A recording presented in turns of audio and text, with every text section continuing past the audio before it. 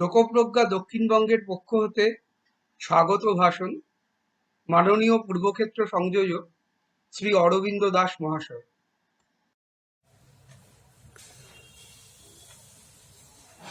জয় মা। আমি অরবিন্দ দাস, সর্বভারতীয় প্রবুদ্ধ মঞ্চ প্রজ্ঞা প্রবাহের উড়িষ্যা এবং পশ্চিমবঙ্গের সংযোজক। সকলকে সশ্রদ্ধ নমস্কার জানাচ্ছি। ভারতবর্ষ শুধুমাত্র আমাদের জন্মভূমি নয়, ভারতবর্ষ আমাদের পুণ্যভূমি, ধর্মভূমি, কর্মভূমি, মোক্ষভূমি। ভারতবর্ষ সকল দেশের রানী, ভারতবর্ষ সকল দেশের সেরা। ভারতের এই শাশ্বত মূল্যবোধ ও সনাতন সংস্কৃতিকে আধুনিক জ্ঞান বিজ্ঞানের আধারে পুনঃপ্রতিষ্ঠিত করাই আমাদের উদ্দেশ্য। ভারতে সমস্ত রাজ্যে প্রজ্ঞা প্রবাহের শাখা প্রশাখা বিস্তারিত রয়েছে। দক্ষিণবঙ্গে প্রজ্ঞা প্রবাহের এই শাখার নাম লোকপ্রজ্ঞা। অরাজনৈতিক, ইতিবাচক এবং প্রমাণসিদ্ধ আলোচনার জন্য আমরা বদ্ধপরিকর। লোকপ্রজ্ঞা নামে কাজ শুরু হয়েছে 2016 সালে। আত্মপ্রকাশ 2018 সালের 18ই নভেম্বর বেলুড় মঠে বিবেকানন্দ বিশ্ববিদ্যালয় প্রাঙ্গণে একটি অনুষ্ঠানের মাধ্যমে। বর্তমান বাংলায় প্রায় সব জেলায় আমাদের ব্যাপ্তি রয়েছে। আমাদের কাজ মুখ্যত সাধনামুখী, বিকাশমুখী, প্রচারমুখী নয়। কিন্তু বর্তমান করুণাময় পরিস্থিতিতে বৈদ্যুতিন মাধ্যমে অনুষ্ঠান করতে আমরা ব্রতী হয়েছি। এই সুযোগ দেওয়ার জন্য রিতম প্রচার মাধ্যমে শ্রী অনিন্দ বন্দ্যোপাধ্যায় মহাশয়কে কৃতজ্ঞতা জানাচ্ছি। প্রযুক্তি ব্যবস্থাপক অনুজ প্রতিম, সহ সংযোজক অ্যামিটি ইউনিভার্সিটির প্রফেসর ডক্টর সোম শুভ্র গুপ্ত মহাশয়কে, আজকের বিষয় উপস্থাপক ঠাকুর মা স্বামীজির আশীর্বাদধন্য শিক্ষাবিদ ডাক্তার আশিস মণ্ডলকেও আমরা কৃতজ্ঞতা জানাচ্ছি। বৈদ্যুতিন মাধ্যমে এইটি আমাদের এই ধরনের প্রথম অনুষ্ঠান। আশা করি ঠাকুর মা স্বামীজির আশীর্বাদে, ঈশ্বরের করুণায়, আপনাদের শুভেচ্ছায় আমরা এগিয়ে যাব চরৈবেতি মন্ত্র সঙ্গে করে। সকলকে নমস্কার।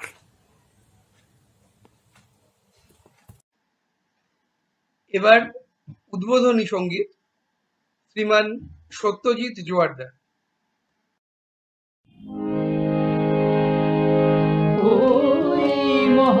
মহাসিন্ধুর পার থেকে কি সঙ্গীত ভেসে আসে, কে ডাকে কাতর প্রাণে মধুর তানে, আয় চলে আয়, বলে আয় চলে আয় আমার পাশে। মহাসিন্ধুর পার থেকে কি সঙ্গীত ভেসে আসে, বলে আয় রে ছুটে আয় রে তোরা, হেথা নাই কো মৃত্যু নাই কো জরা, বলে আয় রে ছুটে আয় রে তোরা, হেথা নাই কো মৃত্যু নাই কো জরা।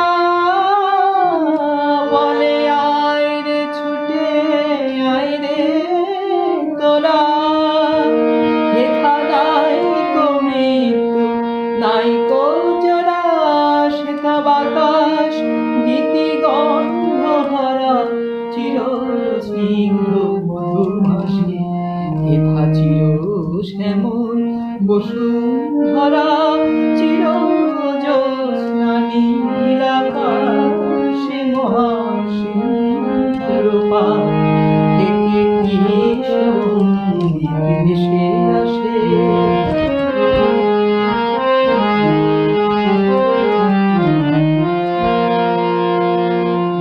ভূতের বোঝা বলিস মিছে, ভূতের ব্যাগার খেটে বলিস মিছে।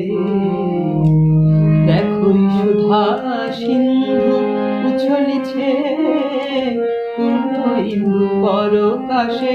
ভূতের বোঝা ফেলে ঘরের ছেলে আয় চলে আয় আমার পাশে মহাসিন্ধুর পার থেকে কি সঙ্গীত ভেসে আসে।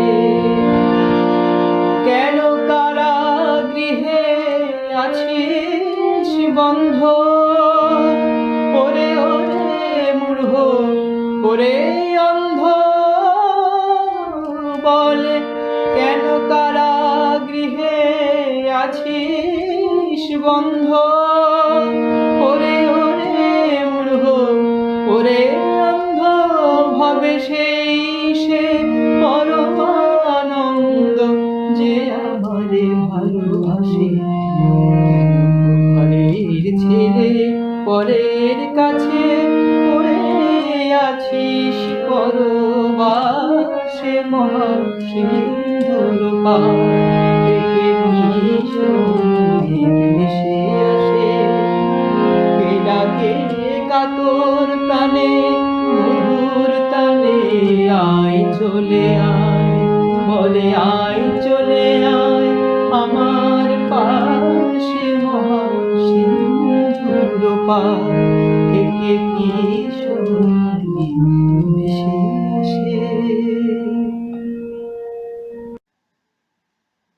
এবার মূল বিষয়, বর্তমান আবহে উৎকণ্ঠা এবং উদ্বেগ নিরসনে শ্রীমদ্ ভগবদ্গীতার পথনির্দেশ। বিষয় রাখবেন ডক্টর আশিস কুমার মণ্ডল মহাশয়।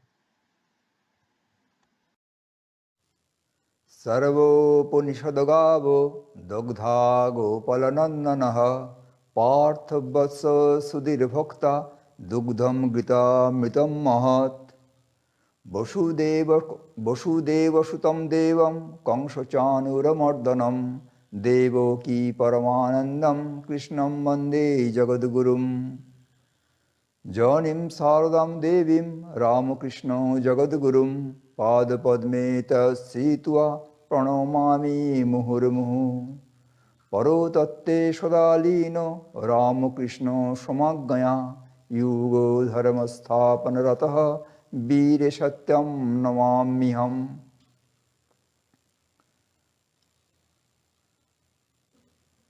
প্রজ্ঞাপ্রবাহ ও লোকপ্রজ্ঞার মাননীয় কার্যকর্তাবৃন্দ,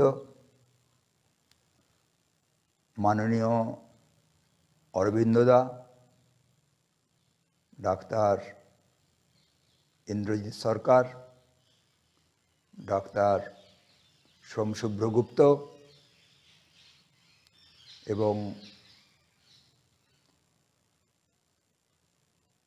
রিতম দূরদর্শনের আধিকারিক মাননীয় শ্রী অনিন্দ্য বন্দ্যোপাধ্যায় ও উপস্থিত সুধীবৃন্দ, আজকের এই কালাংশে নির্বাচিত বিষয় বর্তমান পরিস্থিতিতে মানসিক উদ্বেগ ও উৎকণ্ঠা নিরসনে শ্রীমদ্ ভগবদ্গীতার পথ নির্দেশ। স্বামী বিবেকানন্দ দীর্ঘ 6 বছর ভারত পরিক্রমার পর শ্রান্ত এবং ক্লান্ত হয়েছেন, কিন্তু তার মনে এক ভীষণ জ্বালা। একটি প্রশ্ন তাকে কুরে কুরে খাচ্ছে, তা হল বহু শতাব্দী মহিম ভারতবর্ষ, বহু শতাব্দী পরাধীন লেভিয়েথান সদৃশ নিদ্রামগ্ন ভারতবর্ষের পুনর্জাগরণ কিভাবে সম্ভব। তার গুরুদেব ভগবান শ্রীরামকৃষ্ণ ভারতবর্ষের পুনর্জাগরণ, ভারতবর্ষের আধ্যাত্মিক শক্তির পুনর্জাগরণ এবং তার দ্বারা বিশ্বের সমস্ত মানুষকে এক শাশ্বত সত্যে গঠিত করার দায়িত্বভার তিনি তার প্রিয় শিষ্য নরেন্দ্রনাথের উপর ন্যস্ত করেছিলেন।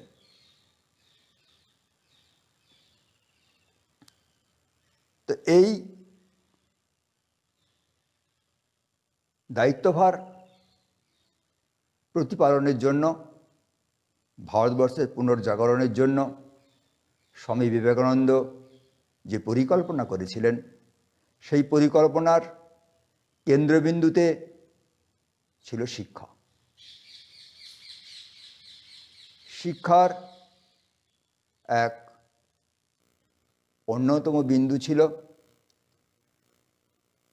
যে ভারতবর্ষের শিক্ষিত সম্প্রদায়, ভারতবর্ষের যে শিক্ষিত সম্প্রদায়ের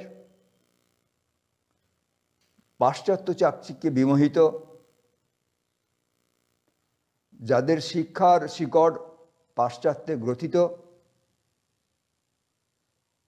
যারা আপন ধর্মের প্রতি ঘৃণা বিদ্বেষকারী, সেই শিক্ষিত সম্প্রদায়কে বোঝাতে হবে ভারতবর্ষের ধর্মে কোনো ভ্রান্তি নেই। ভারতবর্ষের ধর্ম বাস্তব এবং জীবনের প্রত্যেকটি ক্ষেত্রে এই ধর্মকে প্রয়োগ করা যায়। স্বামী বিবেকানন্দ যখন তার বলদীপ্ত ভাষণেতে প্র্যাকটিক্যাল বেদান্ত এবং কর্মযোগ সম্বন্ধে বক্তব্য রাখলেন, তখন তিনি বলেছেন যে ভারতবর্ষের হিন্দু ধর্ম সনাতন হিন্দু ধর্ম। সনাতন মানে হলো চিরপুরাতন, নিত্য নূতন। এখানে পুরাতন মানে জীর্ণ নয়, এখানে পুরাতন মানে ওল্ড নয়, এখানে পুরাতন মানে যাহা পুরাকাল থেকে প্রচলিত, অর্থাৎ দীর্ঘ সময় ধরে বিভিন্ন সংগ্রামের মুখোমুখি হয়েছে এবং বিভিন্ন সংগ্রামকে মোকাবিলা করে সেই ধর্ম অমর, সেই ধর্ম অজেয়। আর নূতন মানে বর্তমানকালের সমস্ত সমস্যা মোকাবিলার ক্ষেত্রেও এটি অত্যন্ত প্রাসঙ্গিক এবং ফলপ্রদ। সেজন্য স্বামীজি চাইতেন ভারতবর্ষ জ্ঞানবৃদ্ধ এবং তারুণ্যে চির উজ্জ্বল। তাই শাশ্বত সনাতন ধর্ম বেদান্ত প্রত্যেকটি মানুষকে তার নিজস্ব ক্ষেত্র থেকে উন্নীত করে, তার অভ্যুদয়কে প্রতিষ্ঠিত করে তাকে মুক্তির দ্বারপ্রান্তে পৌঁছে দেবে। সেজন্য শ্রদ্ধেয় অরবিন্দ আগ্রহ প্রকাশ করেছেন যে শ্রীমদ্ ভগবদ গীতার যে শাশ্বত সনাতন বাণী, তাও আজকের দিনে উৎকণ্ঠা এবং উদ্বেগ নিরসনেতে যে শ্রীমদ্ ভগবদ গীতার যে পথ নির্দেশ আছে, তা মানুষকে কাছে অব্যর্থ হবে, বলপ্রদ হবে এবং ফলপ্রদ হবে। তাই আজকের এই কালাংশের নির্বাচিত বিষয় বর্তমান অবস্থায় মানসিক উৎকণ্ঠা উদ্বেগ নিরসনে শ্রীমদ্ ভগবদ গীতার পথ নির্দেশ। আজকে মানসিক উৎকণ্ঠা বা উদ্বেগ, মানসিক চাপ এক সারা বিশ্বে মহামারীর আকার ধারণ করেছে। এমন কোনো মানুষ নেই যে বলে না যে তার টেনশন হচ্ছে। ছাত্র বলে টেনশন হচ্ছে, গৃহবধূ বলে টেনশন হচ্ছে, চাষি বলে টেনশন হচ্ছে, শিক্ষক বলে টেনশন হচ্ছে, অধ্যাপক বলে টেনশন হচ্ছে, ডাক্তার বলে টেনশন, সবাই বলছে টেনশন টেনশন টেনশন। কাউকে কোনো কাজ বললে আমি খুব চাপের মধ্যে আছি, আমি খুব টেনশনের মধ্যে আছি। কিন্তু আগে তো আমরা দেখেছি গ্রামে যখন মায়েরা ভোর 3টে থেকে রাত্রি 10টা পর্যন্ত একটানা কাজ করে যেতেন, খাওয়ার ঠিক থাকতো না, তখন তারা তো বলতেন না যে আমাদের টেনশন হচ্ছে, চাপ হচ্ছে। কিন্তু এখন মানুষের মধ্যে যে অস্থিরতা, উদ্বেগ ও উৎকণ্ঠার কারণে যে প্রতিক্রিয়া, তাতে মানুষ বেঁকে যাচ্ছে। সারা বিশ্বে যত দিন যাচ্ছে তত এই উদ্বেগ এবং উৎকণ্ঠা বেড়েই চলেছে। আর এখনকার দিনের এখন যে কালখণ্ড চলছে, তাতে বিশ্ব মহামারী করোনার কারণের জন্য মানুষের রুজি রোজগার বন্ধ হয়ে গেছে, ব্যবসা বন্ধ হয়ে গেছে, ছাত্রদের পড়াশোনা বন্ধ হয়ে গেছে, চিকিৎসালয়গুলি বন্ধ হয়ে গেছে। ফলে স্বাভাবিক কারণে মানুষ অত্যন্ত উৎকণ্ঠা এবং উদ্বেগের মধ্যে আছে। ফলে নৈরাশ্য, হতাশা সমস্ত মানুষকে পেয়ে বসছে।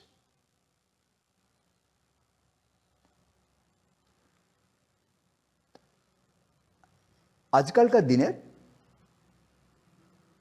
যে বাজারি অর্থনীতি, আজকালকার দিনে উপভোক্তা তৈরি করার জন্য যে বিজ্ঞাপন, আজকালকার দিনে যে ডিজিটাল পলিউশন সোশ্যাল মিডিয়াতে, আজকালকার দিনে যে খাদ্যাভ্যাস,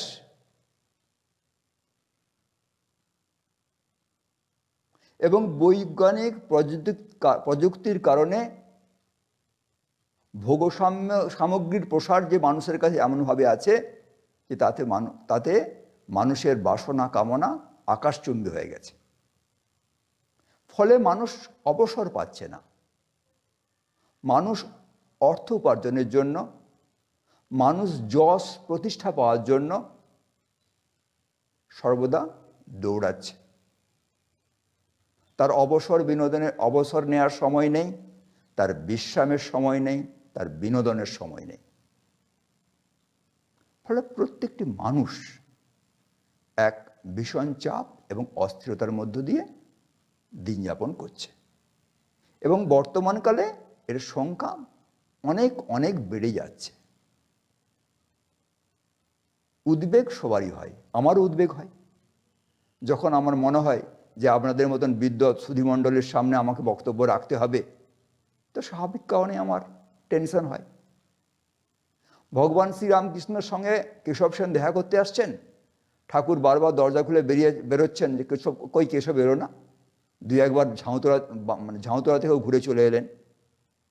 কিন্তু যখন এই কাজটি মিটে গেল, তখন এই টেনশন চলে গেল। কিন্তু কতকগুলি টেনশন, কতগুলি উদ্বেগ উৎকণ্ঠা চিরস্থায়ী হয়ে যায়, দীর্ঘস্থায়ী হয়ে যায়। অনেক সময় চিকিৎসার প্রয়োজন হয়ে ওঠে। কারণ চলে যাওয়ার পরেও যে স্টিগমা মানুষের অন্তঃকরণে রেখে যায়, মানুষের শরীরে রেখে যায়, সেগুলি ভয়ানক আকার ধারণ করে। আজকে উদ্বেগ এবং উৎকণ্ঠা তার বিভিন্ন ধরনের প্রকাশ হয়। সমস্ত প্রকাশগুলিকে একটি ছাতার তলেতে ডাক্তারবাবুরা বলেন যে অ্যাংজাইটি ডিসঅর্ডার।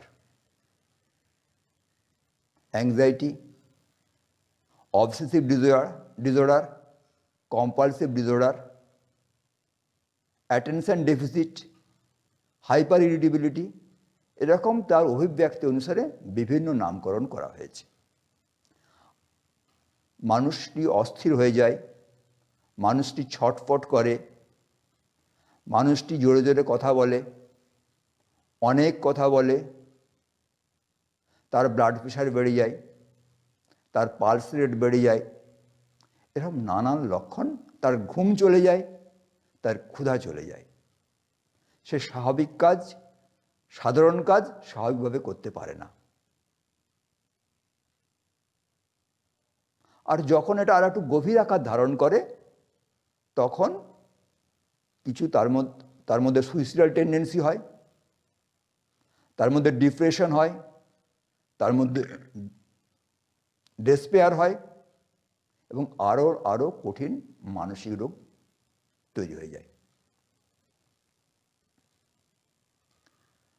যখন সাইকোসোমাটিক কনসেপশন মেডিকেল ওয়ার্ল্ডে প্রবেশ করলো তখন দেখা গেল যে সাইকোলজিক্যাল এফেক্টের জন্য, সাইকোলজিক্যাল কজের জন্য,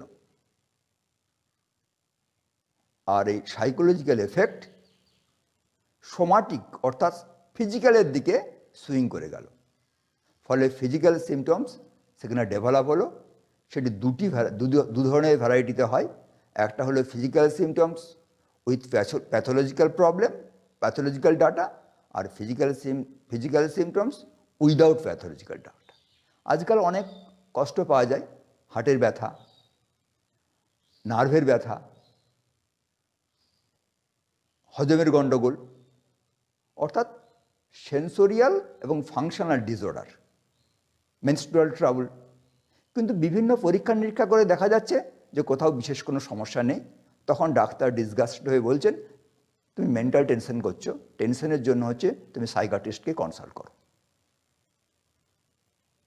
আর আরেক ধরনের ভ্যারাইটি হয় মেন্টাল স্ট্রেস থেকে, যেখানে সত্যি সত্যি প্যাথোলজিক্যাল কন্ডিশন ডেভেলপ করে গেছে, ব্লাড সুগার হয়ে গেছে, ব্লাডেতে কোলেস্টেরলের মাত্রা বেড়ে গেছে, এন্ডোক্রিনাল ডিসঅর্ডার হয়ে গেছে, টিউমার হয়ে গেছে, পলিসিস্টিক ওভারিয়ান ডিসঅর্ডার হয়ে গেছে, ক্যান্সার হয়ে গেছে, এবং যত রকমের রোগ আছে সমস্ত রোগের কারণের মহাকারণ আজকাল স্বীকৃত হয়ে গেছে যে এই psychological mental stress, mental strain বা মানসিক চাপ বা উৎকণ্ঠা উদ্বেগ এক ভীষণ ভূমিকা পালন করছে।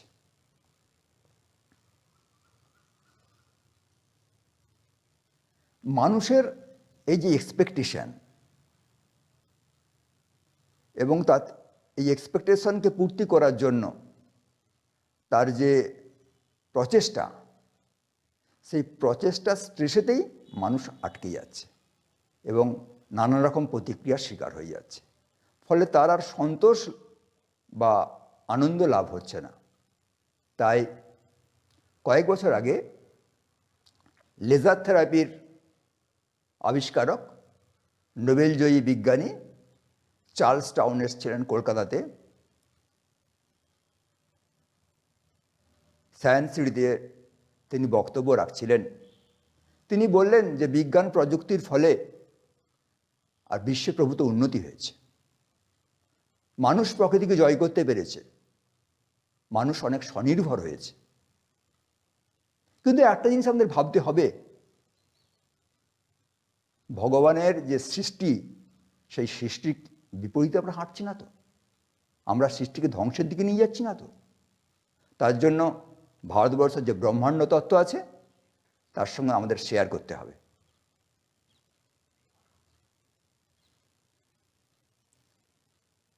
তো এই যে মানসিক চাপ, উদ্বেগ, উৎকণ্ঠা মানসিক স্তরে এবং শারীরিক স্তরে এবং ব্যাধিজ স্তরে, এর থেকে মানুষ মুক্তি চায়। আজকাল বহু মানুষ আসছে ডাক্তারের কাছে, আমাদের কাছে আসছে যে আমার এই অস্থিরতা ভালো লাগছে না, আমার এই কষ্ট ভালো লাগছে না, এর থেকে মুক্তি হওয়া দরকার। তো স্বামীজি বলছিলেন যে আমাদের যে বেদান্ত, এই শাশ্বত বেদান্ত প্রত্যেকটি মানুষের প্রত্যেকটি ক্ষেত্রে সাহায্য করতে পারে। অনেকে ভাবেন যে বেদান্ত কেবলমাত্র কর্মহীন লোকেরা বনে বসে আলোচনা করেছে, চর্চা করেছে। স্বামীজি বলেছেন আমি বনের বেদান্তকে গৃহে নিয়ে আসব।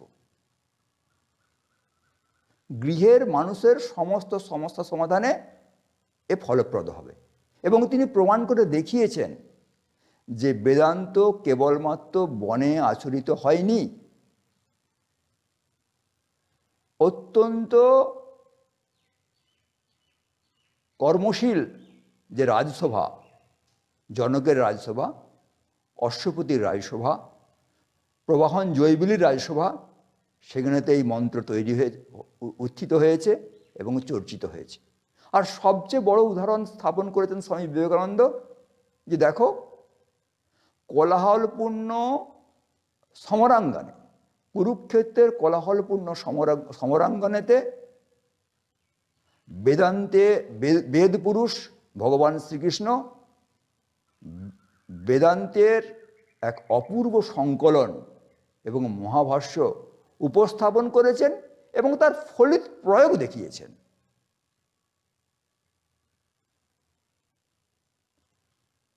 আমাদের শুনলে অবাক লাগবে, শ্রীমদ্ ভগবদ্ গীতার শুরুটাও এরকমভাবে হয়েছে, মেন্টাল স্ট্রেস অ্যান্ড স্ট্রেন থেকেই শুরু হয়েছে।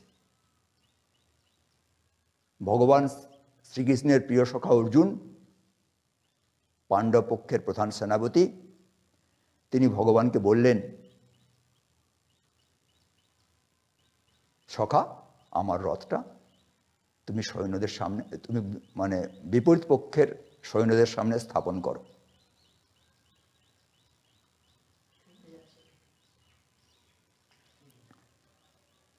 তখন কাদের সাথে আমার যুদ্ধ করতে হবে, আমার বিপরীত পক্ষে কোন কোন বীরেরা রয়েছে। সঙ্গে সঙ্গে কৃষ্ণ রথটা নিয়ে গিয়ে তাদের সামনে স্থাপন করলেন। আর এই স্বজনদের দেখে ভগবান এই স্বজনদের দেখে এবং বীর যোদ্ধাদের বিপরীত জায়গাতে দেখে অর্জুন মুহ্যমান হয়ে গেলেন।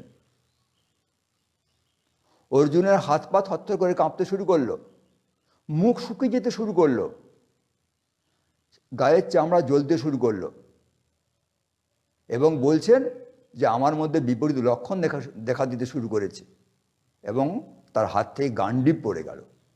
তিনি থপ করে রথের উপরে বসে পড়লেন। আর ট্রেস আর স্ট্রেন হলে যা হয়, তিনি বললেন আমি আর যুদ্ধ করব না।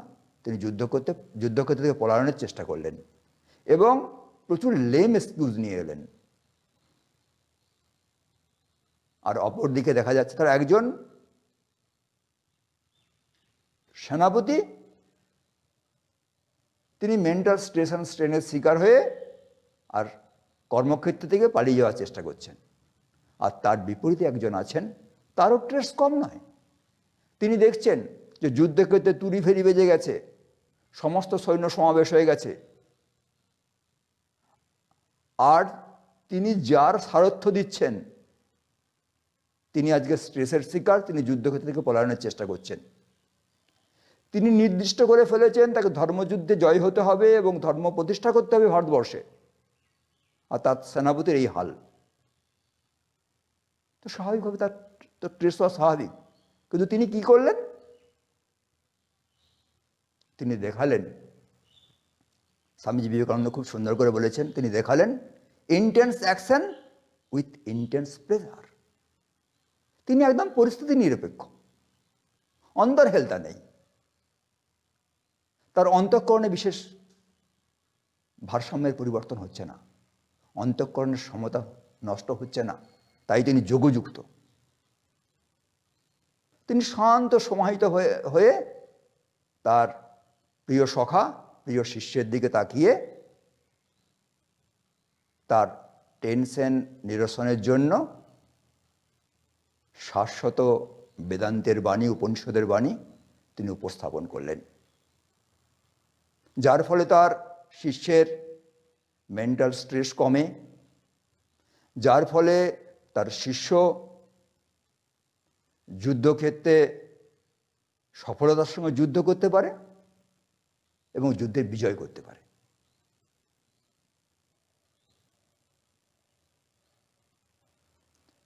তো ভগবান শ্রীকৃষ্ণ তার প্রিয় সখা, প্রিয় শিষ্য এবং সেনাপতিকে এই মানসিক উদ্বেগ এবং উৎকণ্ঠা থেকে বের করে নিয়ে আসার জন্য কি কি পদ্ধতি অবলম্বন করেছেন,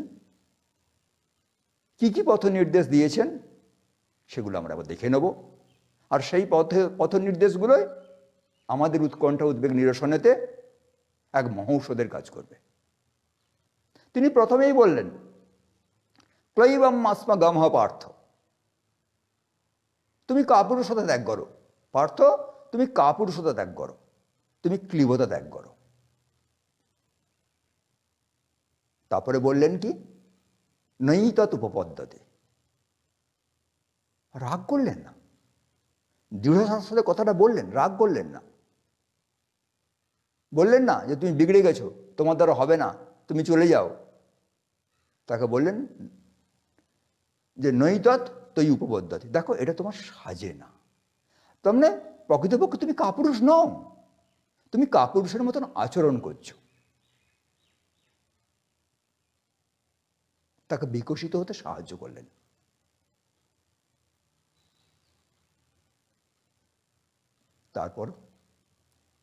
তারপরে বলছেন, ক্ষুদ্রম হৃদয় দৌর্বল্যম তত্ত্বসৃষ্ট পরন্তপ, বলছে তুমি কাপুরুষতা ত্যাগ করে, হৃদয়ের দুর্বলতা ত্যাগ করে তুমি উঠে দাঁড়াও।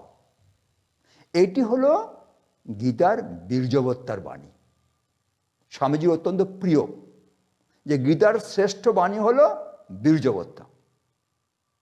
You face the problem, you face the brute, বীর হয়ে দাঁড়াও।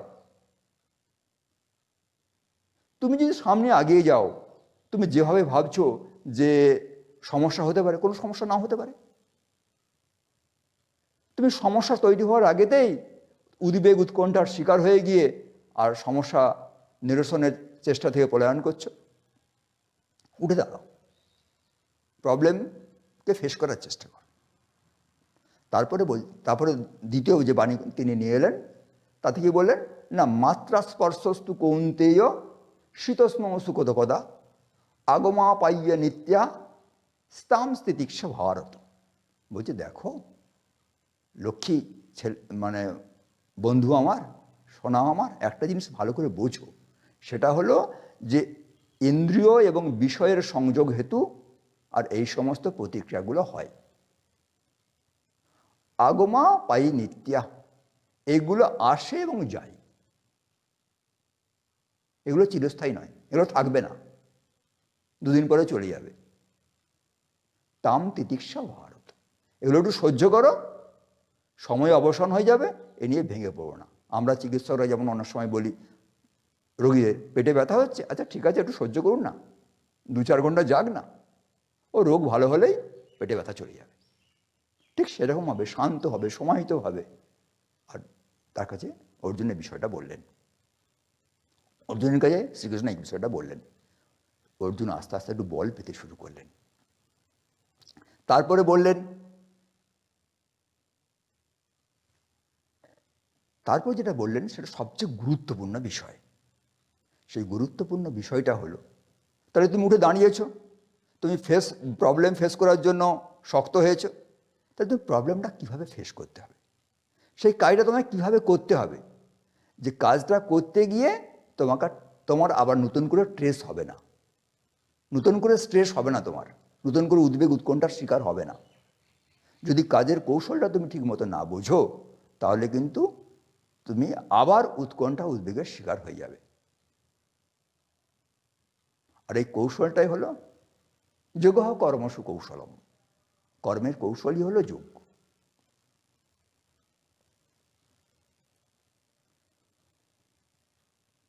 তো ভগবান শ্রীকৃষ্ণ বললেন, কর্মণ্যেবাধিকারাস্তে মা ফলেষু কদাচন।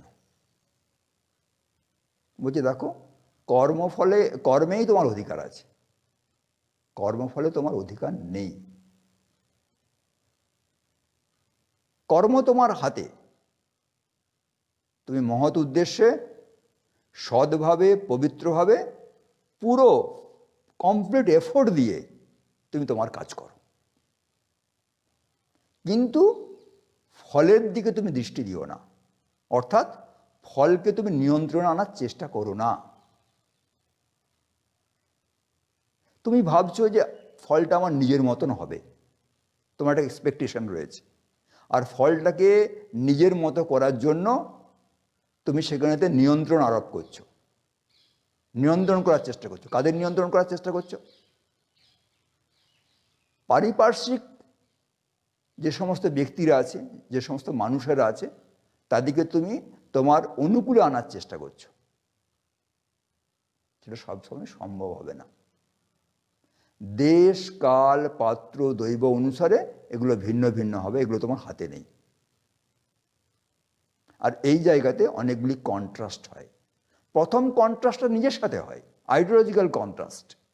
আমি একরকম ভাবছি, কিন্তু আমার বিবেক অন্যরকম বলছে আমাকে, অথবা আমি যা ভাবছি আমার শরীর সে অনুসারে কাজ করতে দিচ্ছে না, মন সে অনুসারে কাজ করতে দিচ্ছে না। তারপরে আসে ডোমেস্টিক কন্ট্রাস্ট, পারিবারিক দ্বন্দ্ব। তারপরে আসে আমি যে প্রতিষ্ঠানে কাজ করছি সেই প্রতিষ্ঠানের পরিবেশ, লোকজনকে নিয়ে দ্বন্দ্ব। তারপরে আসে সামাজিক দ্বন্দ্ব, তারপর আসে রাজনৈতিক দ্বন্দ্ব, তারপরে আসে জাতীয় দ্বন্দ্ব, তারপরে আসে ইন্টারন্যাশনাল কনফ্লিক্ট। কিন্তু এগুলো তোমার হাতে নেই। অথচ এদের কথা ভেবে, এদের কথা চিন্তা করে আর তুমি উৎকণ্ঠা এবং উদ্বেগের শিকার হয়ে যাচ্ছ। হয় তুমি যেমনটা ভাবছো ভালো হতে পারে, তুমি যেটা চাচ্ছ সেটা তোমার পক্ষে হয়তো ক্ষতিকর, অথচ তুমি নিজেকে এর মধ্যে জড়িয়ে দিচ্ছ। আর এই কাজটা করতে গিয়ে তোমার জীবনের মধ্যে চারটে ঘটনা ঘটে যাচ্ছে। একটা হলো এক্সপেকটেশন, একটা হলো অ্যাটাচমেন্ট, একটা হলো ইগোটিজম, আর একটা হলো স্লেভারি। তুমি যত ভাবছো তত তোমার বাসনা বাড়ছে, যে এরমভাবে করতে হবে, ওরমভাবে করতে হবে, সেগুলো তোমার উৎকণ্ঠা হচ্ছে। আর সমস্ত লোকেদের কি করলে তারা তোমার অনুকূলে আসবে, তাদেরকে অনুকূলে আসার জন্য তাদেরকে চেষ্টা করছো। আবার যাতে তারা অনুকূলে আসে তার জন্য তাদের সুযোগ সুবিধার ব্যবস্থা করে দিচ্ছ। এমনকি বিভিন্ন ভ্রষ্টাচারে লিপ্ত হয়ে যেতে পারো। এর ফলে কি হচ্ছে, তুমি তাদের সাথে জড়িয়ে যাচ্ছ শুধু নয়, তুমি তাদেরকে নিজের দাসে পরিণত করছো, যে আমার মত অনুসারে তোমাকে চলতে হবে। আবার বিপরীতভাবে তারা কি করলে তোমার সহযোগী হবে সেই ব্যবস্থা করতে গিয়ে তুমি তাদের দাসে পরিণত হয়ে যাচ্ছ। আর সব জায়গার মধ্যে নিজের অহংকার, নিজের দম্ভ তুমি প্রবেশ করে দিচ্ছ। ইদম লব্ধা অমেয়া ইদম লব্ধা, মানে এটা লাভ করলে, এটা করলে আমার এটা লাভ হবে, আমার মনোরথ পূর্ণ হবে, এইভাবে তুমি চলতে চাচ্ছ। ফলে তুমি মেন্টাল স্ট্রেস অ্যান্ড স্ট্রেনের শিকার হয়ে যাবে, কাজটা করতে পারবে না। তুমি জড়িয়ে গিয়ে নাকানি চোপানি খাবে। সেই জন্যে বললেন যে মা কর্মফল হেতুভূমা, তুমি এমনভাবে কাজ করো না যে কর্মের ফল তোমাকে ভোগ করতে হবে। কর্মফল ভোগের হেতু হও না, কারণ নেচার খুব ভিন্ডিকটিভ, নেচার খুব প্রতিক্রিয়াশীল। তুমি যেমন কর্ম করবে আর সেই অনুসারে তোমাকে ফল ভোগ করতে হবে। তুমি যদি পুণ্য কর্ম করো পুণ্য ফল হবে, তুমি যদি পাপ কর্ম করো তাহলে পাপ ফল, অশুভ কর্ম করলে অশুভ ফল হবে, তোমার খুব কষ্ট হয়ে যাবে। আর এই যে বাসনা কামনা নিয়ে কাজ করতে গিয়ে এই যে এক্সপেকটেশন, অ্যাটাচমেন্ট, স্লেভারি, ইগোটিজমের সঙ্গে তোমার যে কন্ট্রাস্ট হবে, এর ফলে যে প্রতিক্রিয়াগুলো হবে, উৎকণ্ঠা, উদ্বেগ, নৈরাশ্য, সুখ, দুঃখ, এগুলোতে তুমি এই ফলগুলো তোমায় ভোগ করতে হবে। আমাদের যোগশাস্ত্রেতে খুব সুন্দরভাবে বিষয়টা বলা আছে যে মানুষের ক্লেশ হয় কেন না, মানুষের ক্লেশ হয় 5টি কারণের জন্য। একটা হলো অবিদ্যা, একটা হলো অস্মিতা, একটা হলো রাগ, একটা হলো দেশ, একটা হলো অভিনিবেশ। অবিদ্যা হলো যা প্রকৃত সত্য তাকে সত্য না দেখে অন্যভাবে দেখা, অনাত্ম বস্তুকে আত্ম দেখা, দুঃখকে সুখ হিসেবে দেখা, সুন্দর অসুচিকে সূচি হিসেবে দেখা। আর অস্মিতা হলো ইগোটিজম, অর্থাৎ আত্মার স্বচ্ছ আলোক বুদ্ধির উপরে পড়ছে, বুদ্ধি জল করে উঠছে, কিন্তু বুদ্ধি ভাবছে আমার আলো, ওটা আত্মার আলো নয়। এবং তার ফলে কি হচ্ছে না, সে দেহ, মন, অন্যান্য ইন্দ্রিয়গুলোকে নিজের মনে করছে, আমি করছে। আর তারপরে আসে রাগ এবং দেশ। রাগ মানে এখানে অনুরাগ, এক্সপেকটেশন, আমার এটা ভালো লাগছে, আমার এটা ভালো লাগছে। আর দেশ মানে হলো বিদ্বেষ, আমার এটা ভালো লাগছে না। তো বলা হচ্ছে যে ইগোটিজম একটা তুলাদণ্ডের স্তম্ভ, আর তার দুপাশে একদিকে হচ্ছে রাগ, একদিকে বিদ্বেষ। এটা আমার ভালো লাগছে, একবার এদিকে ঝুঁকছে, ওটা আমার খারাপ লাগছে, আবার ওদিকে ঝুঁকছে। এই করে মানুষের জীবন চলতে থাকে। কিন্তু এত বোঝানোর পরেতেও মানুষের যে ইগোটিজম, সে ইগোটিজম, মানুষের অহংকার, তাকে আর এইগুলো থেকে বিরত রাখতে পারে না। তখন ভগবান বলছেন যে যোগস্থ কুরু কর্মাণি, তুমি যোগযুক্ত হয়ে কর্ম করো। অর্থাৎ তোমার কর্মের যে পিভট আছে, তোমার কর্মের যে কেন্দ্রবিন্দু আছে, সেই কেন্দ্রবিন্দুটাকে সরিয়ে দাও। সেখানে তোমার নিজেকে সরিয়ে দিয়ে ভগবানকে বসিয়ে দাও। ভগবানকে যদি বসিয়ে দিতে পারো, তাহলে তোমার এই স্ট্রেস আর স্ট্রেন হবে না। ভগবান শ্রীরামকৃষ্ণ এটা খুব সুন্দরভাবে দেখিয়েছেন। তোতাপুরি এসছেন ভগবান শ্রীরামকৃষ্ণকে বেদান্ত শিক্ষা দেবেন বলে। তখন শ্রীরামকৃষ্ণ ভাবছেন এটা কি ভালো হবে কি মন্দ হবে। তার তো উদ্বেগ হয়ে গেল। তিনি সঙ্গে সঙ্গে মায়ের কাছে চলে গেলেন, মা তোতাই এসছে বেদান্ত শিক্ষার জন্য, আমি কি শিখবো? মা বলে দিলেন, হ্যাঁ শেখো। বাস, কোনো ট্রেস নেই। তার ভালো মন্দ সব মা জানে। তার কেন্দ্রবিন্দু তিনি নেই, কেন্দ্রবিন্দু তার মা আছে। নরেন্দ্রনাথ বলছেন যে তুমি নরেন নরেন করে পাগল হয়ে যাচ্ছ। তুমি জানো ভরতরাজার কি হয়েছিল? ভরতরাজা হরিণ হরিণ করে আর পরজন্মে হরিণ হয়েছিল। আবার ভগবান শ্রীরামকৃষ্ণ উদ্বেগ উৎকণ্ঠা হয়ে গেল, আবার মায়ের কাছে দৌড়ালেন, গিয়ে বললেন নরেন এই বলছে। তখন মা বললেন, এই না রে, তুই তো কোনো বাসনা কামনা নিয়ে নরেনকে ভালোবাসিস না, তুই ওদের মধ্যে নারায়ণ দেখিস, তাই ওদের ভালোবাসিস। বাস, একদম ফ্রি, কোনো টেনশন নেই। তিনি এসে বললেন, দুঃশালা, তোদের কথা শুনবো না আমি, আর তোদের কথা শুনে আমার উৎকণ্ঠা বেড়ে যায়। তো যদি আমরা কেন্দ্রবিন্দুতে আর ভগবানকে বসিয়ে দিতে পারি, ভগবানকে বসিয়ে দিলে তাহলে আমাদের নিজস্ব স্ট্রেস বা স্ট্রেন কমে যাবে। নিজস্ব স্ট্রেস বা স্ট্রেন কমে যাবে।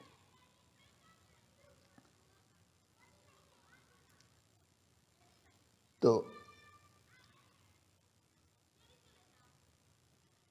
স্বামী বিবেকানন্দ একটা বিষয় আমাদের কাছে রেখেছেন, সেটা হলো সমস্ত কর্ম করো শিব জ্ঞানে জীব সেবার্পে। ভগবানের ঈশ্বরার্থে সমস্ত কর্ম করো। আমি আমার জন্য করছি না, ভগবানের জন্য করছি। তাহলে কি হবে? নিজের যে স্ট্রেস, ইগোটিজমের যে জন্য যে রিয়াকশন, সেগুলো হবে না। এবং শুধু তাই নয়, কর্মটা উপাসনায় পরিণত হয়ে যাবে।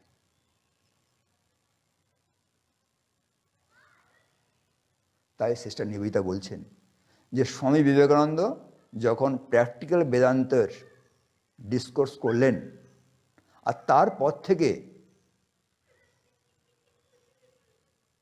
there is no distinction henceforth between sacred and secular.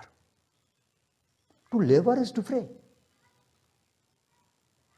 স্বামীজির এই মহাবার্তার পর থেকে আধ্যাত্মিকতা এবং জাগতিকতার মধ্যে বিভেদ মোচন হয়ে গেল। এ পর্যন্ত ভগবান শ্রীকৃষ্ণ যে পথ নির্দেশ দিলেন, এটা পুরুষাকারের ব্যাপার, ব্যক্তিগত প্রচেষ্টার ব্যাপার। কিন্তু এর তৎসত্ত্বেও যদি সম্যকভাবে আর কর্মফলের আকাঙ্ক্ষা ত্যাগ করা সম্ভব না হয়, ভগবানকে কেন্দ্রবিন্দুতে সম্পূর্ণরূপে প্রতিষ্ঠা করা না যায়, নিজের সামগ্রিক চেষ্টার মধ্যে যদি কিছু বিফলতা আসে, সেজন্য ভগবান আরেকটি পথ নির্দেশ দিলেন। সেই পথ নির্দেশটি কি না, ঠিক আছে, তোমার সমস্ত কর্মফল তুমি আমাকে সমর্পণ করে দাও, সমাজ সুখ দুঃখ সব কিছু যা কিছু আমার পায়ে সমর্পণ করে দাও। ইয়ৎ করোসি ইয়ৎ স্নাসি যজ্জুহসি দদাসি ইয়ৎ ইয়ৎ তপস্যসি কৌন্তেয় তৎকুরুষ্ব মদর্পণম। তুমি যা কিছু যজ্ঞ করো, আহার করো, যা যা করো, সব আমাকে দিয়ে দাও, আমাতে অর্পণ করো। আমরা বলি না, ওং ব্রহ্মার্পণম ব্রহ্মহবি ব্রহ্মাগ্নো ব্রহ্মণাহুতম ব্রহ্মৈব তেন গন্তব্যম ব্রহ্মকর্ম সমাধিনা। সমস্ত কিছু ব্রহ্ম, যা হোম করো, যা যজ্ঞ করো, যা ভোজন করো, সমস্ত কিছু আর ব্রহ্মকে অর্পণ করে দাও, ভগবানকে অর্পণ করে দাও। তাহলে কি হবে? সর্বধর্মান পরিত্যাজ্য মামেকম শরণম ব্রজ অহম ত্বং সর্বপাপেভ্য মোক্ষয়িষ্যামি মা শুচি। তুমি তোমার সমস্ত কিছু যদি আমাকে অর্পণ করে দাও, তোমার সমস্ত কর্মফল যদি আমার পদবদ্ধে তুমি দিয়ে দাও, তাহলে তোমার সমস্ত পাপ থেকে আমি মুক্ত করব। তেমন তুমি কমপ্লিটলি স্ট্রেস ফ্রি হয়ে যাবে, তুমি কর্মফল থেকে পুরো মুক্ত হয়ে যাবে, তুমি মুক্ত হয়ে যাবে, তুমি আমার সাহায্য লাভ করবে। কিন্তু এই পদ্ধতিটা অত্যন্ত কঠিন পদ্ধতি, একে বলে শরণাগতি। প্রথম ধাপ হলো পুরুষাকার, দ্বিতীয় ধাপ হলো শরণাগতির ধাপ। নিরন্তরভাবে দীর্ঘকাল শ্রদ্ধার সঙ্গে এর অভ্যাস চালাতে হয়, তবে মানুষ শরণাগতিতে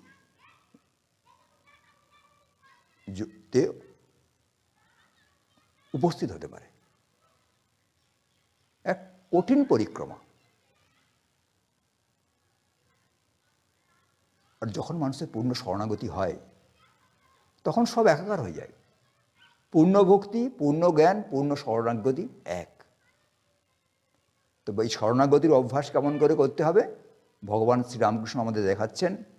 তিনি বলছেন, মা তোমার ভুবনমণি মায়াতে আমায় মুগ্ধ করো না, কামিনী কাঞ্চনে আসক্ত করো না, মায়ার সংসারে আবদ্ধ করো না।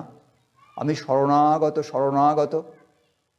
এই নাও তোমার বিদ্যা, এই নাও তোমার অবিদ্যা, এই নাও তোমার ধর্ম, এই নাও তোমার অধর্ম, এই নাম তোমার সূচি, এই নাম তোমার অসুচি। তুমি আমায় শুদ্ধা ভক্তি দাও, অচলা অমলা শুদ্ধা ভক্তি দাও। আমি শরণাগত শরণাগত শরণাগত। এই যে ফলাকাঙ্ক্ষা ত্যাগ এবং এই যে শরণাগতি অভ্যাস, এটা মানুষ সবসময় চেষ্টা করলেও পেরে ওঠে না। তার জন্য ভগবান এক সাধন দিয়েছে।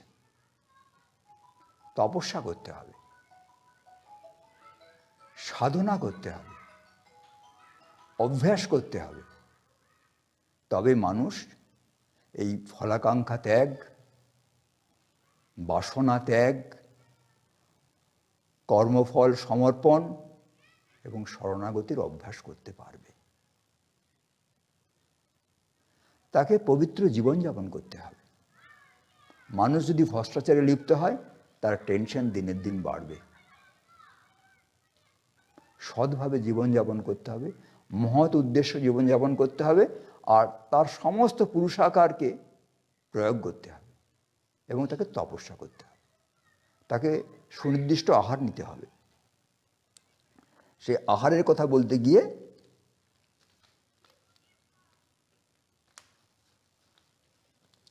ভগবান শ্রীকৃষ্ণ বলছেন, দেখো দু ধরনের আহার আছে। এই দু ধরনের আহারের চরিত্র তুমি দেখলেই বুঝতে পারবে। একটা হলো কি, আয়ুসত্ব বলারোগ্য সুখপ্রীতি বিবর্ধনা রস্তা স্নিগ্ধা স্থিরহৃদ্রা আহার আর সাত্বিকা প্রিয়া। যে খাবার খেলে আয়ু বাড়ে, বল বাড়ে, প্রীতি হয়, রোগ আরোগ্য হয়, সেই খাবারগুলো হলো সাত্বিক খাবার। আর একটা খাবার আছে, কট্টমল লবণাতুষ্ণ রুক্ষ তীক্ষ্ণ বিদাহীন আহার আর রাজশ্রেষ্ঠা দুঃখ শোকময় প্রদা। বলছে যে অতি কটু, অতি ঝাল, অতি বিদায়কর, অতি লবণাক্ত যে খাবার, এই খাবারগুলো খেলে কি হয়? দুঃখ হয়, শোক হয়, রোগ হয়।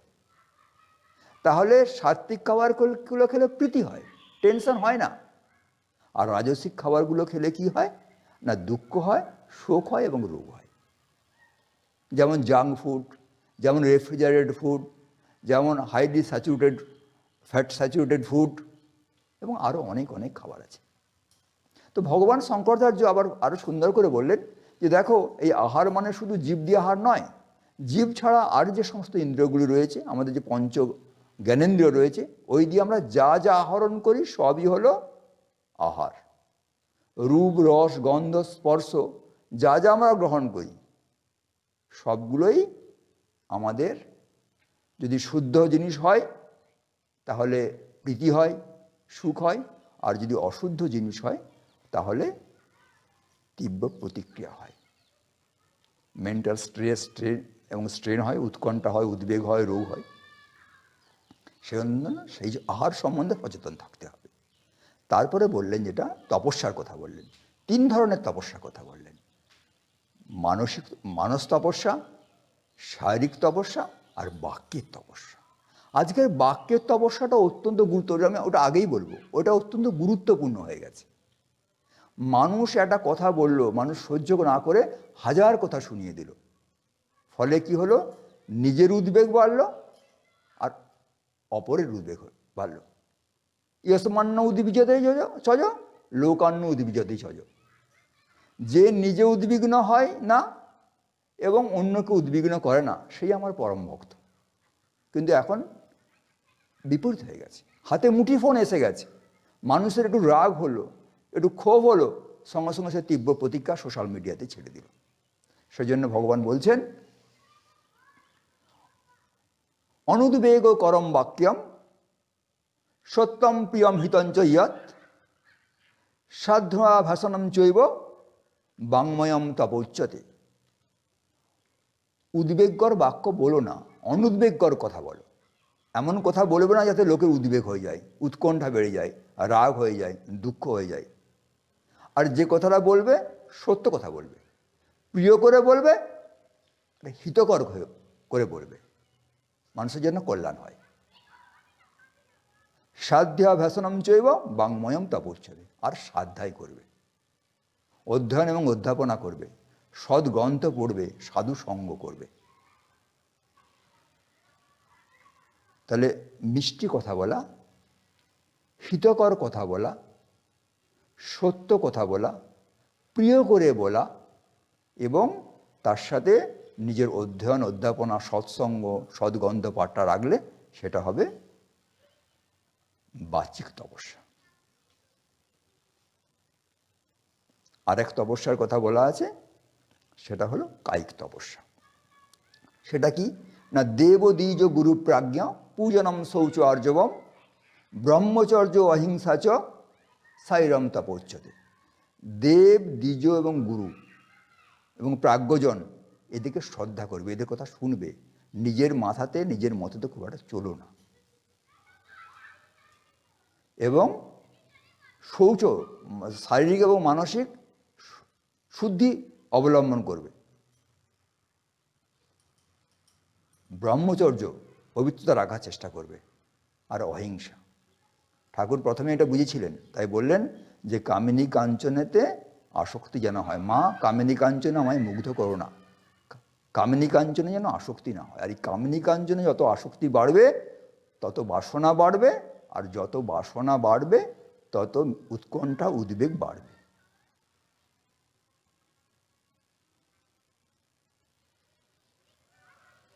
ব্রহ্মচর্য অহিংসা চ, এবং দেশ দেখো না, হিংসা করো না। যদি না করা যায় তাকে বলা হয় শারীরিক তপস্যা। আর এক তপস্যার কথা বলা আছে, সেটা হচ্ছে মনের তপস্যা। মনটাকে তুমি কেমন করে রাখবে, অন্তঃকরণটাকে কেমন করে রাখবে।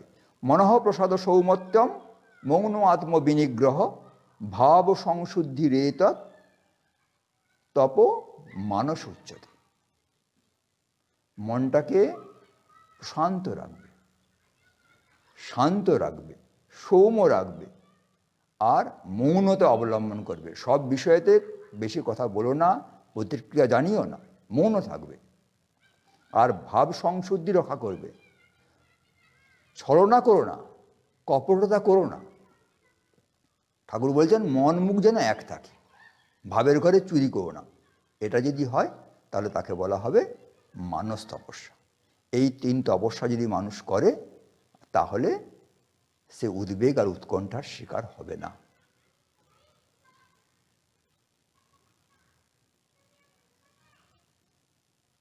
মা জগৎজননী আর সমস্ত বিষয়টাকে আর খুব সুন্দর করে অল্প কয়েকটি কথার মাধ্যমে আর কনক্লুড করার চেষ্টা করেছেন। মা বলছেন, মা জানতেন, মা তো পেটে ধরেছেন, জানেন তো তার ছেলেরা কিভাবে তৈরি হয়েছে আর তারা ভবিষ্যতে কি করবে।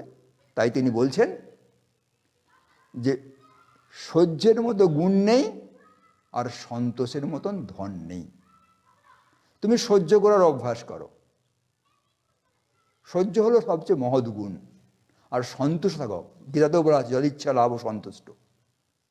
আকাঙ্ক্ষার বশবর্তী হয়ে, বাসনার বশবর্তী হয়ে তুমি দৌড়ঝাঁপ করো না। তারপরে বললেন, জীবনের শেষের দিকে বলছেন, মা যদি জীবনে শান্তি চাও দোষ কারো দেখো না। যদি কারো দোষ দেখে মানুষ, তাহলে কি হয় না, দোষী লোকটি তার ধ্যানের বিষয় হয়ে যায়। প্রতিনিয়ত সেই লোকের আচার আচরণ সে ধ্যান করতে শুরু করে, ফলে তার গুণগুলো তার মধ্যে চলে আসে।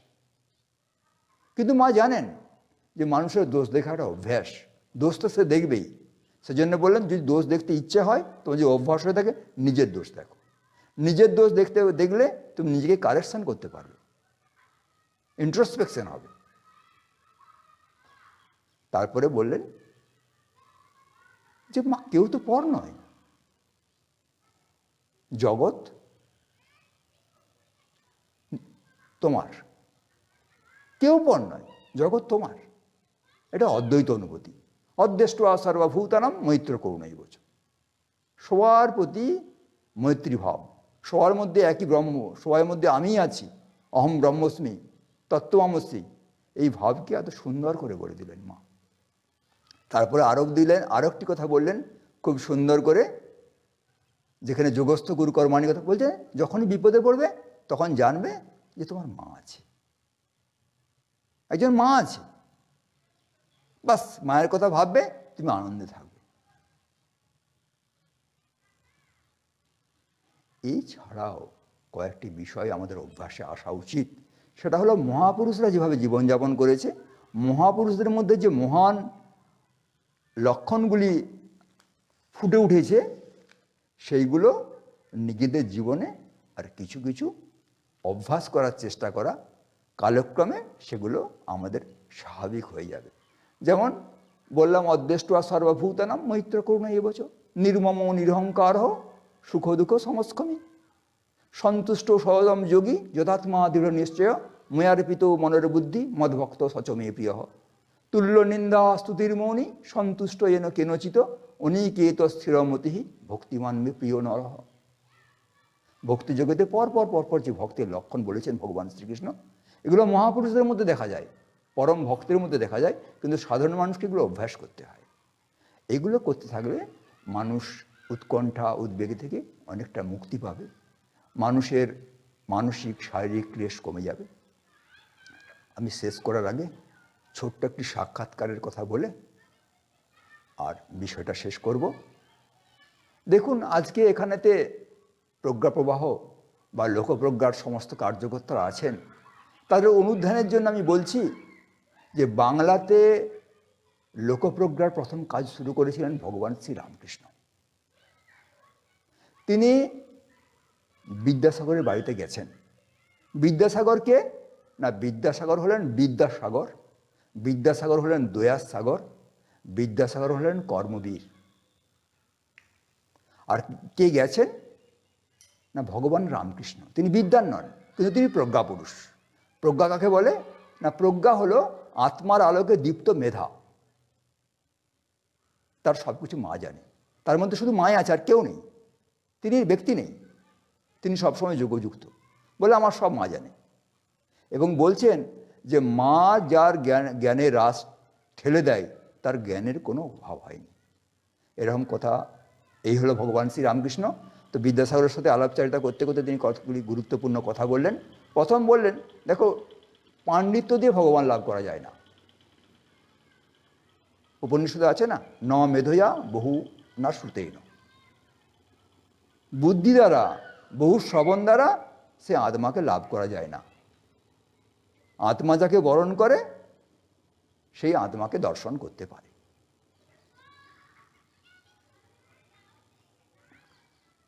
তারপরে বলছেন যে গীতার অর্থ কি না, 10 বার গীতা গীতা বললে যা হয় তাই হলো গীতার অর্থ। 10 বার গীতা গীতা বললে হয় ত্যাগী ত্যাগী। তাহলে গীতার শিক্ষা হলো, হে জীব, সর্বস্ব ত্যাগ করে আর ভগবান লাভের জন্য সচেষ্ট হও। তুমি সংসারী হও, তুমি সাধু হও, তোমাকে সব ত্যাগ করে আর ভগবানকে জীবনে বরণ করতে হবে। তারপরে বললেন, দেখো মানুষকে তো কর্ম করতেই হবে, কর্ম ছাড়া তো উপায় নেই। কিন্তু মনে রাখতে হবে, যেমন পাড়া গাঁয়ের লোকেরা শহরে কর্ম করতে যায়, আবার কর্ম শেষ হলে তাকে ফিরে আসতে হয়, এবং কর্ম করার সময়তে কি হয়, ভাবছে এটা মালিকের যে পুকুর, মালিকের যে বাগান, মালিকের যে ছেলে, এগুলো সব আমার আমার করে, আমার ছেলে, আমার হারু, আমার গোপাল, আমাদের পুকুর, আমাদের। কিন্তু যখন কোনো দোষের জন্য তাকে ছাড়িয়ে দেওয়া হয় তখন তাকে সব ফেলে চলে যেতে হয়, এমনকি আম কাঠের সিন্দুকটা পর্যন্ত নিয়ে যাওয়ার তার ক্ষমতা থাকে না। অর্থাৎ এই মর্তভূমি কর্মভূমি, এই কর্মভূমি তাকে ত্যাগ করতেই হবে, চলে যেতে হবে। কিন্তু একটা জিনিস মনে রাখতে হবে যে এই কর্ম করতে এসে আমাদের এমন সম্পদ লাভ উপার্জন করতে হবে যাতে করে আর ফিরে আসতে না হয়। যম লব্ধা চা পরম লাভম মন্নতে না অধিকম ততঃ যজ গত্যাভুহন্নজা জ্ঞাতব্যম অবশিষ্যতে। যা লাভ করলে অন্য কিছু লাভকে আর বড় মনে হবে না, আমার অসন্তোষ থাকবে না। যাকে জানলে আর অন্য কোনো জানাকে বড় বলে মনে হবে না, আমার কোনো অসন্তোষ থাকবে না। সেই সম্পদ তোমাকে লাভ করতে হবে। আর সবসময় মৃত্যুকে স্মরণ করবে। মৃত্যুকে স্মরণ করলে কি হবে না, অনিত্য নিত্য বলা যাবে যে একটাও আমার থাকবে না, এগুলো আমার একটাও নিজে, আমি আমার করছি, নিজের করছি, আমি আমার মৃত্যু হয়ে গেলে আমি একটাও এখানে থাকবে না। তাহলে মূল কথা হলো যেটা, যে মর্তভূমিতে এসে আমার জীবন্তই যে মূল লক্ষ্য ঠিক করে দেয় যে ভারতবর্ষে হিন্দু ধর্ম, যে ঈশ্বর লাভ, ভগবান লাভ, ব্রহ্মে রূপান্তর, সেই দিকে তরুটিকে নিয়ে যেতে হবে। কিন্তু সেই তরুটি যাওয়ার পিছনে পথে অনেক সংঘর্ষ হবে। সেই সংঘর্ষকে একটু ঠেকিয়ে ভালো করে উত্তীর্ণ হয়ে আর মূল লক্ষ্যেতে পৌঁছে যেতে হবে। এই ভারতবর্ষ, এখানেতে মানুষকে কেমন করে কর্ম করতে হবে, কর্মযোগের কৌশল বলেছে। মানুষের শাশ্বত লক্ষ্য কি, মুক্তি, তার কথা বলেছে। এবং কি আচরণ আরোপ করে সেটাকে আর প্রাপ্তি হবে সে কথা বলেছে। তাই এই পুণ্যভূমি ভারতবর্ষ কর্মভূমি, ধর্মভূমি, মোক্ষভূমি।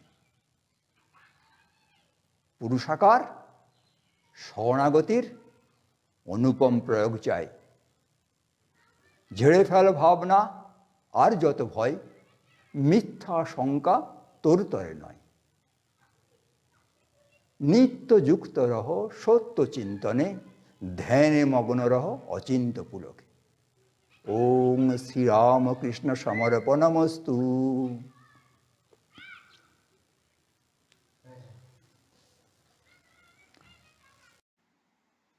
ॐ सर्वे भवन्तु सुखिनः, सर्वे सन्तु निरामया, सर्वे भद्राणि पश्यन्तु, मा कश्चित् दुःखभाग् भवेत्। ॐ शान्ति शान्ति शान्तिः।